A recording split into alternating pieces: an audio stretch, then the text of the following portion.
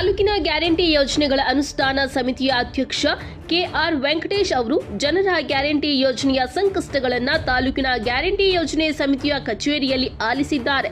ಪಟ್ಟಣದಲ್ಲಿ ನಿನ್ನೆ ಅಷ್ಟೇ ಕಚೇರಿ ಉದ್ಘಾಟನೆಯಾಗಿ ಕೇವಲ ಒಂದೇ ದಿನ ಕಳೆದಿದ್ದು ಜನರ ಕಷ್ಟಗಳನ್ನು ಆಲಿಸಿ ಮಾತನಾಡಿದ ಅಧ್ಯಕ್ಷ ಕೆಆರ್ ವೆಂಕಟೇಶ್, ಹೆಣ್ಣು ಮಕ್ಕಳಿಗೆ ಗೃಹಲಕ್ಷ್ಮಿ ಯೋಜನೆಯ 2,000 ಬ್ಯಾಂಕ್ ಖಾತೆಗೆ ಹಾಕುವ ಮುಖೇನ ಸ್ತ್ರೀಯರಿಗೆ ಪ್ರಾಮುಖ್ಯತೆ ಕೊಟ್ಟಿದೆ. ಗ್ಯಾರಂಟಿ ಯೋಜನೆ ಎಂದಿಗೂ ನಿಲ್ಲುವಂತಹ ಮಾತೇ ಇಲ್ಲ. ಹೆಣ್ಣು ಮಕ್ಕಳು ಸ್ವಂತ ಕಾಲಿನ ಮೇಲೆ ತಾವು ನಿಂತುಕೊಂಡು ಸಂಸಾರ ನಡೆಸುವಂತಹ ಕೆಲಸ ಮಾಡಬೇಕು ಎಂದರು. ಇದೇ ಸಂದರ್ಭದಲ್ಲಿ ಮಡೇನಹಳ್ಳಿ ಬಸವರಾಜು, ನರಸಿಂಹಮೂರ್ತಿ, ಮುದ್ದನಹಳ್ಳಿ ರಾಜು, ಓಬಳ್ಳಿ ವೆಂಕಟೇಶ್, ಚಿಕ್ಕಮ್ಮ, ರವೀಶ್ ಇನ್ನೂ ಹಲವು ಕಾಂಗ್ರೆಸ್ ಮುಖಂಡರು ಇದ್ದರು. ನೀವು ನಿಮ್ಮ ಯಜಮಾನರನ್ನ ದುಡ್ಡು ಕೇಳ್ತೀರಿ, ಅವ್ರು ಕೊಡ್ತಿರ್ಲಿಲ್ಲ, ಸ್ವತಂತ್ರ ಸಿಕ್ಕಿರ್ಲಿಲ್ಲ. ಈಗ ಸರ್ಕಾರ ನಿಮಗೆ 2,000 ಹಾಕುವ ಮುಖೇನ ಸ್ವತಂತ್ರ ಕೊಟ್ಟದೆ.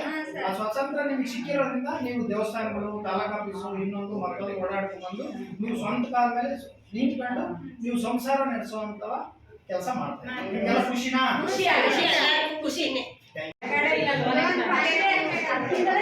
ಅದಕ್ಕೆ ನಾವೇನ್ ಹೇಳ್ತಾ ಇದೀವಿ, ಈಗ ಕೆಲವು ಮನೆ ಆಗಿದ್ದಿಲ್ಲ, ಗೌರ್ಮೆಂಟ್ ಮನೆ ಆಗಿದೆ, 17-21 ಮಾಡ್ಕೊಡ್ತೀವಿ, ಮಾಡ್ಕೊಂಡು ಹೋಗಿ ಅಂತ ನಾವ್ ಹೇಳ್ತಾ ಇದ್ವಿ. ಇವ್ರು ಯಾರು ಅದನ್ನ ಒಪ್ತಾ ಇಲ್ಲ. ನಾವ್ ಎಷ್ಟು ಮನೆ ಕಟ್ಟಿದ್ರು ಅಷ್ಟು ಮಾಡ್ಕೊಡ್ಬೇಕಂದ್ರೆ ನಮಗೆ ಮಾಡಕ್ ಆಪ್ಷನ್ ಇಲ್ಲ. ಪಂಚಾಯತ್